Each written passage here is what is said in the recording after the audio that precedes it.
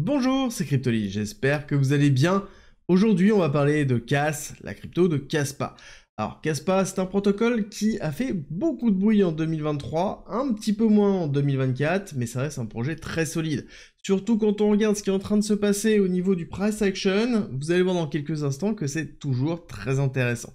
Au niveau de Kaspa, on a quand même une blockchain qui est en proof of work, qui est capable de délivrer énormément de transactions par seconde, avec une capacité de pouvoir être sur ce qu'on appelle de la confirmation instantanée, c'est-à-dire que quand on fait une transaction, c'est tout de suite instantanément validé.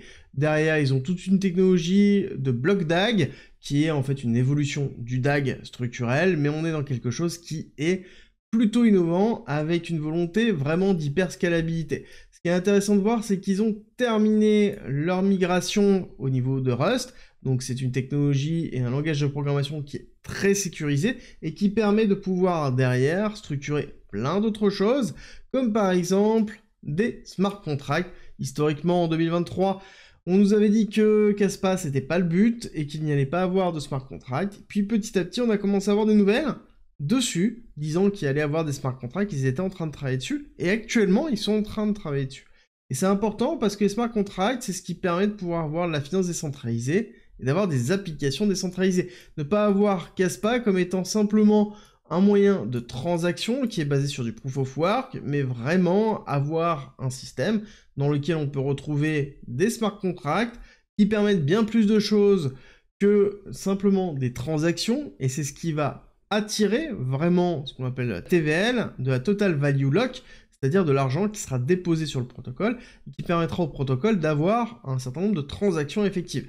Donc c'est ce que l'on cherche, c'est ce que l'on attend au niveau de Kaspa, et ça va arriver. On ne sait pas quand, mais on sait que ça travaille dessus, on sait que ça va arriver, on sait que ça fait partie certainement pour moi des éléments les plus importants pour avoir une nouvelle évolution et une hyper accélération de Kaspa.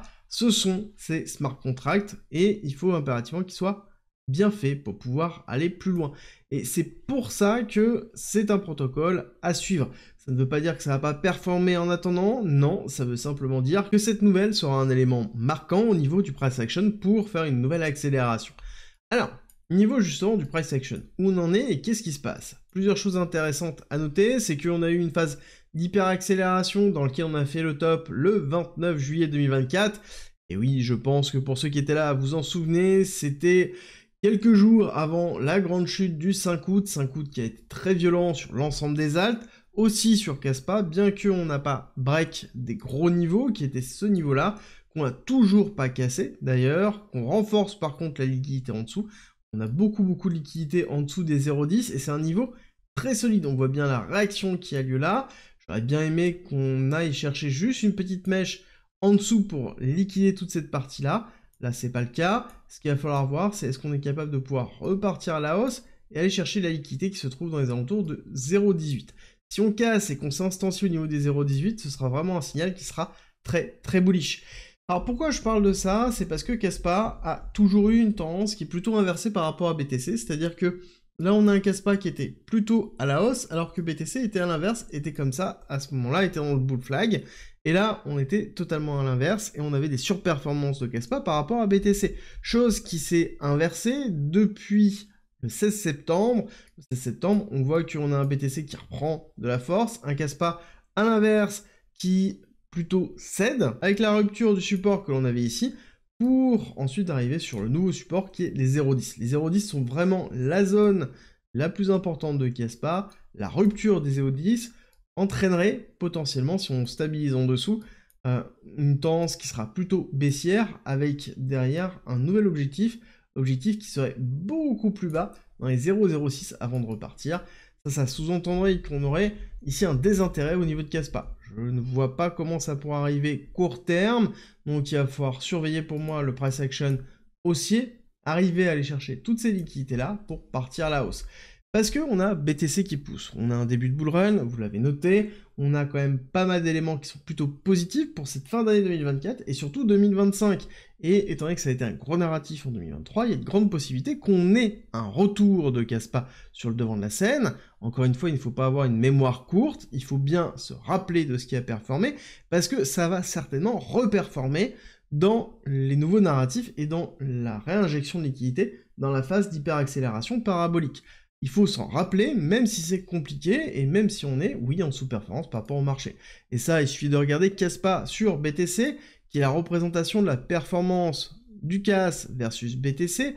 Oui, on voit que c'est quand même beaucoup plus compliqué, dans le sens où on a quand même, depuis la période du 13 novembre 2023, une diminution de la performance de Kaspa, d'accord? On voit bien ici la tendance qui est quand même baissière, qui est bien notée d'ailleurs, qui est bien travaillée quand on regarde techniquement ce qui se fait, on voit que c'est vraiment très propre, et je vais vous montrer pourquoi c'est propre, parce qu'on a une première impulsion baissière, on retrace, deuxième impulsion baissière, on a bien fait ici un plus bas, pareil on va rechasser la partie haute, sauf qu'on maintient bien le top présent ici, et on va chasser ici la partie basse.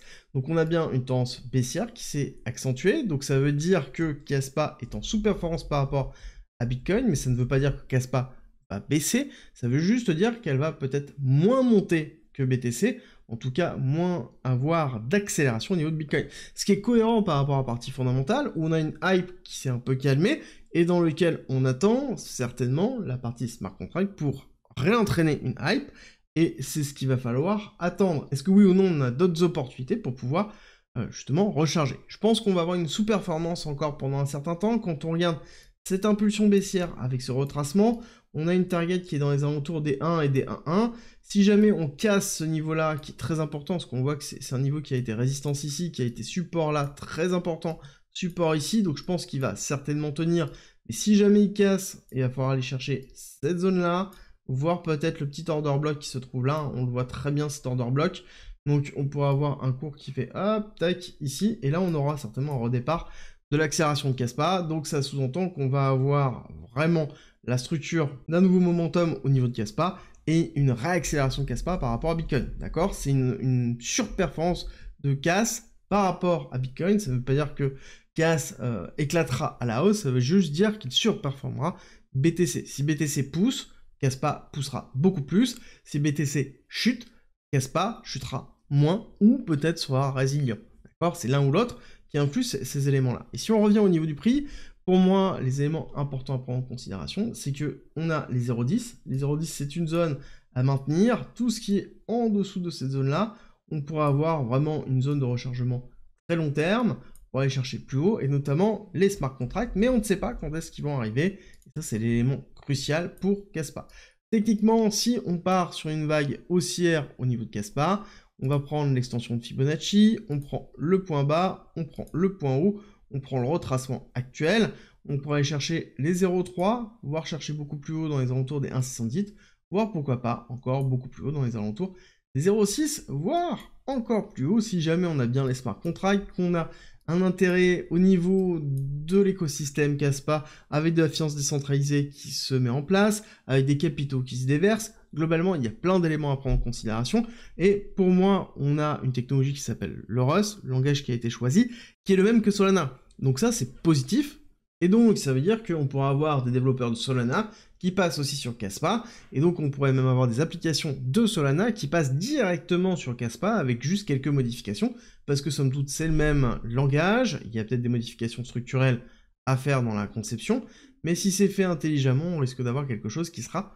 commun entre les deux, et ça, ce sera positif. Encore une fois, c'est une projection, à vous de faire vos propres recherches et de déterminer si oui ou non Kaspa fait partie de votre portefeuille ou doit faire partie de votre portefeuille. Est-ce que vous avez rechargé en Kaspa? Est-ce que vous comptez recharger en Kaspa? Ou est-ce que vous le mettez de côté? Dites-moi tout en commentaire. Et si jamais vous avez aimé cette vidéo, c'est simple, likez, partagez et abonnez-vous, et on se retrouve très vite.